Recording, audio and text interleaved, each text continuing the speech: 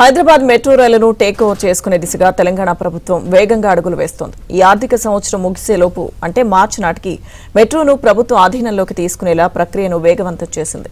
ఇదివరకటి ఒప్పందాలకు ఎలాంటి ఆటంకం లేకుండా 100 రోజుల్లోగా బదలాయింపు జరగాలని చీఫ్ సెక్రటరీ రామకృష్ణారావు ఉన్నతాధికారులకు ఆదేశించారు.